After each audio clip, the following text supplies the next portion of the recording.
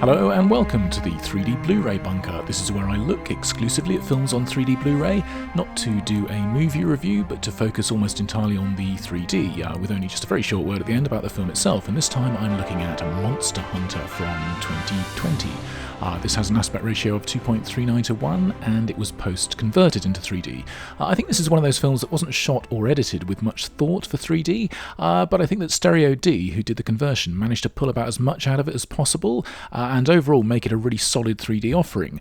So I say that I don't think it was filmed with 3D particularly in mind, but like most films, I guess, there are a large number of shots whose framing is perfectly well suited to 3D.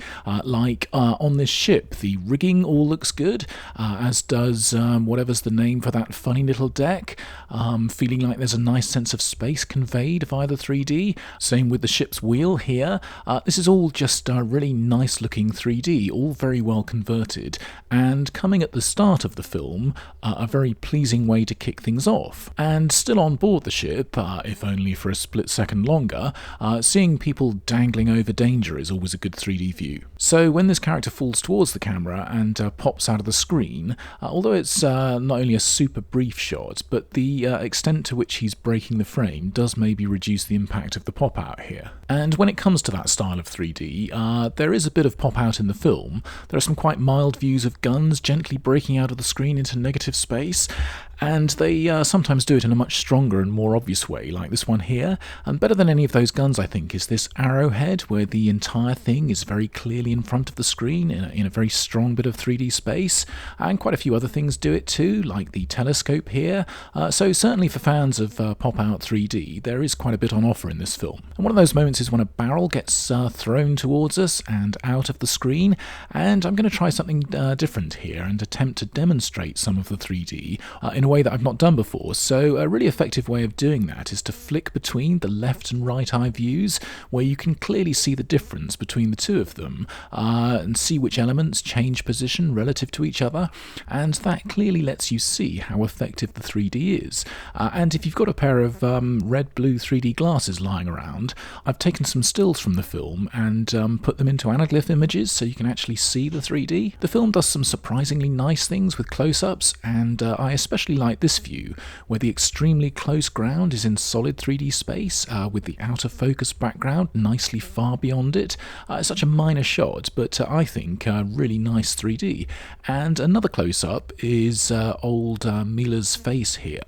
And this is really solid and detailed 3D too, something a lot of films don't do too much with. And I think this is an example of high-pose stereo, so it's a stronger 3D view than you'd see in natural human vision, with the virtual lenses being closer together than our eyes. And the reason I think this one's really interesting is because we get a similar view of a monster, and again the 3D is stronger than you'd see in real life, because this is a big monster, as I guess is the nature of monsters, and the 3D here is as strong as it was in the view of her eye. So this is a hyper stereo view, in other words the virtual lenses are further apart than human eyes, and I'll do the left and right eye view thing again so you can see how much variation there is across the Z-axis in this shot, and if you've got those 3D glasses I'll show it in anaglyph too. In theory this view should have the effect of making the monster look smaller than it is, the miniaturization effect that some people complain about in 3D shots like this, but speaking for myself, my brain doesn't interpret it that way.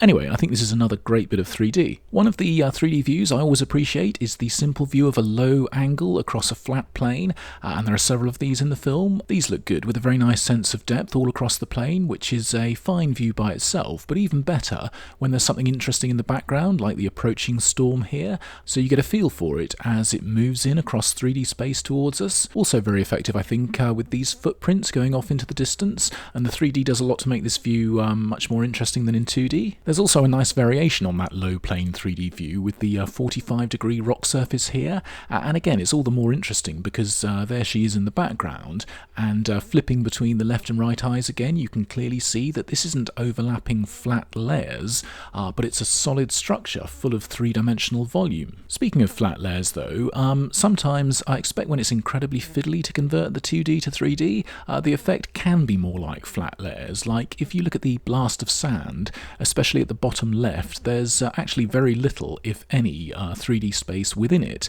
whereas in reality this ought to be occupying much more three-dimensional space. I think a much better particle effect than that one is this shot in the rain, where there seems to be more volume amongst the rain. It's filling more Z space than that sand was, which I think you should be able to see here. A completely different and far more justifiable example of a flat layer is the view through the telescopic sight, where the crosshairs are a flat layer in front of the background. I say it's justifiable, but obviously this entire view should be in 2D, but almost all 3D films do this, and I do quite like it. Whilst there are one or two hyperstereo shots in the film, I think for the most part distant landscapes are kept flat, close to as per human vision. It's a shame, as I think that this landscape, for example, could look awesome in strong 3D. Really interesting space here, but it's as flat here as it would be if you were actually in the location yourself.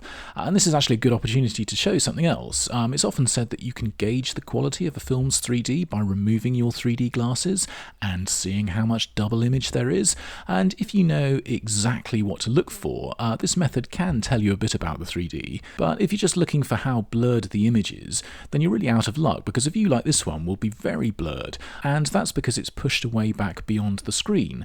That's the kind of depth that I don't really regard as being 3D, as depth without volume is really just 2D, but a bit further away. Anyway, again, by flipping in between the left and right eye views, you can see that the view doesn't change at all, apart from maybe that bit of foreground rock at the bottom right. So, as ever, I say the best way to judge how good a film's 3D is by keeping your 3D glasses on. By way of immediate contrast to that view, if we look at this shot and do the same thing again, you can instantly see that the little rocks are shifting to varying degrees, which shows how they're occupying various 3D space. It's another bit of lovely 3D.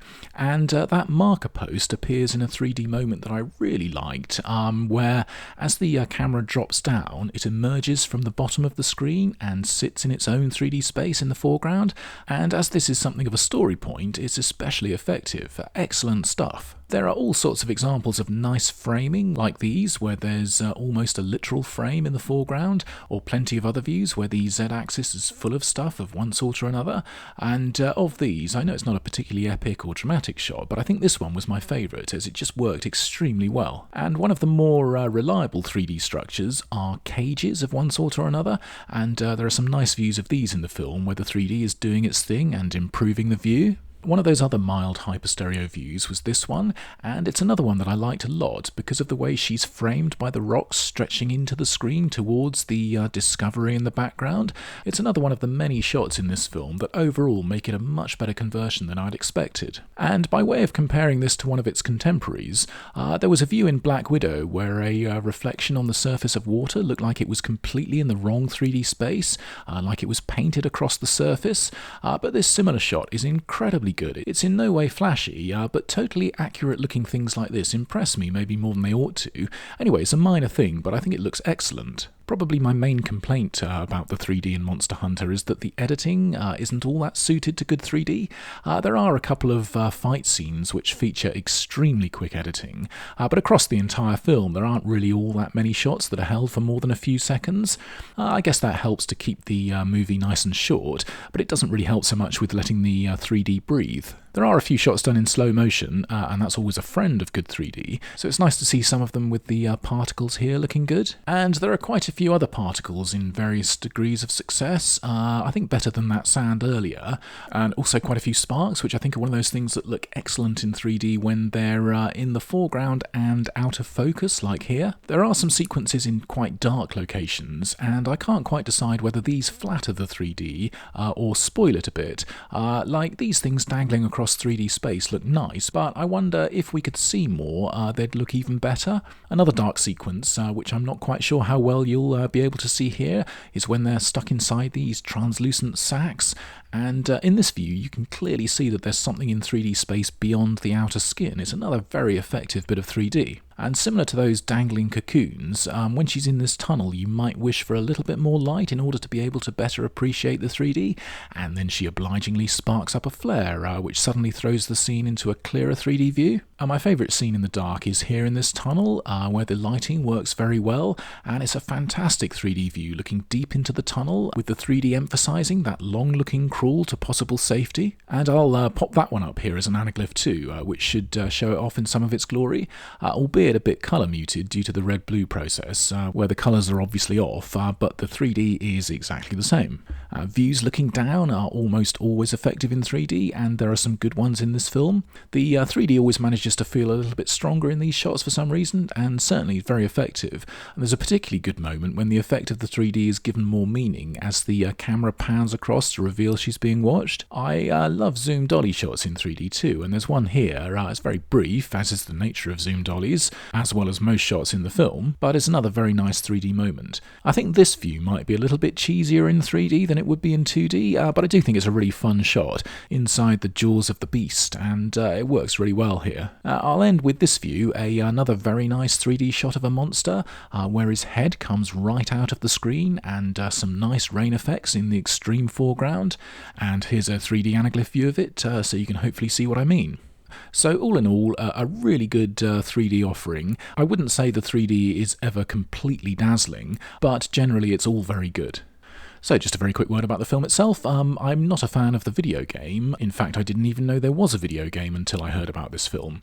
Apparently Paul Anderson is a big fan of the games, but I've no idea if his movie is a good representation of them. The film is extremely light on dialogue, so you could argue that that makes it a very pure form of cinema, the show don't tell approach to filmmaking. On the other hand, you could argue that that's just a ploy to make it easier to sell overseas. And I'm very glad they sold it in Germany, which is where this 3D Blu-ray is sourced from. Anyway, the first time I saw it in 2D, I thought it was fairly devoid of much in the way of interesting character or story, but maybe with that in mind when I watched it again in 3D, I did enjoy it a lot more. Lots of fairly stunning locations and nice big monsters, even if one of them did remind me a bit of Terry Gilliam's Jabberwock. The film plays out a little bit like the story we never got to see of the two World War II guys in Kong Skull Island forming an alliance against monsters. It's very silly, obviously, but I did quite enjoy it. It looks great and has what in the old days would be thought of as a fun ending, but these days is more usually interpreted as being there to set up a sequel. Anyway, a fun, if silly and simple film, great looking and very nice 3D. I would definitely recommend this one to 3D fans. So I hope you found this in some way useful, and if so, I hope you'll join me again soon for a look at another 3D Blu-ray. Until then, thanks for looking in on this one, cheers for now, bye bye.